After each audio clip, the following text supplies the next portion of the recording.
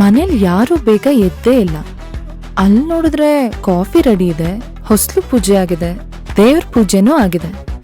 ಇದನ್ನೆಲ್ಲ ಯಾರೇ ಮಾಡಿದ್ದು? ನಂಗೇನ್ ಗೊತ್ತು? ನನಗ್ ಗೊತ್ತಿಲ್ಲಪ್ಪ ಯಾರ್ ಮಾಡಿದ್ರೋ ಏನೋ.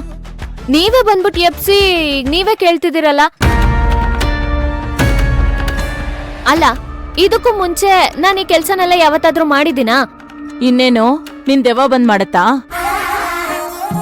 ಭವಾನಿ ಮಾಡಿಲ್ಲ, ನಾನ್ ಮಾಡಿಲ್ಲ, ನಿಮ್ಮಪ್ಪ ಅಂತೂ ಮಾಡೋದೇ ಇಲ್ಲ. ನಿನ್ನ ಬಿಟ್ಟು ಬೇರೆ ಯಾರೇ ಮಾಡ್ತಾರೆ? ಸುಳ್ಳು ಹೇಳ್ತಿದ್ಯಾ? ನಮ್ಮನೇಲಿ ಈ ತರ ಎಲ್ಲ ಚೇಷ್ಟೆ ಮಾಡೋದು ನೀನೊಬ್ಳೆ. ಇದೆಲ್ಲ ಕಿತಾಪತಿ ನಿಂದೆ ತಾನೆ? ಹೇಳೆ. ಬಿಡೆ ಅಮ್ಮ, ನೋವಾಗ್ತಿದೆ. ನಿಜ ಹೇಳು. ನಿಜ ಹೇಳ್ತೀನಿ ಬಿಡು. ಥ್ಯಾಂಕ್ಸ್. ಥ್ಯಾಂಕ್ಸಾ? ಯಾಕೆ? ನೀನ್ ಸೋತಿದ್ದಕ್ಕೆ. ನಾನೆಲ್ ಸೋತೆ?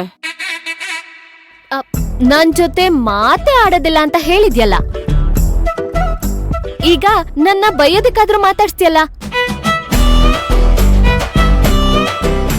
ನೀನು ನಿನ್ ಮಗಳೆದ್ರಿಗೆ ಸೋತ್ಬಿಟ್ಟಿಯಮ್ಮ. Thank you so much.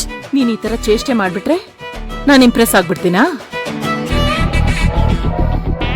ನಾನು ಸ್ಕೂಲಲ್ಲಿ ಎಷ್ಟು ಸ್ಟ್ರಿಕ್ಟ್ ಟೀಚರೋ, ಮನೆಯಲ್ಲೂ ಅಷ್ಟೇ ಸ್ಟ್ರಿಕ್ಟ್ ಅಮ್ಮ.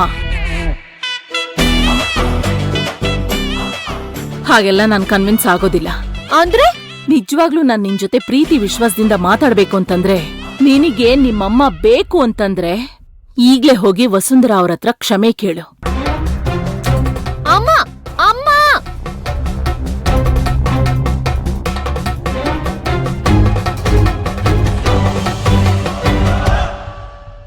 ನಾನ್ ಫೋನ್ ಕೊಡ್ಲಿಲ್ಲ ಅಂತ ಬೇಸರ ಆಯ್ತೇನೋ.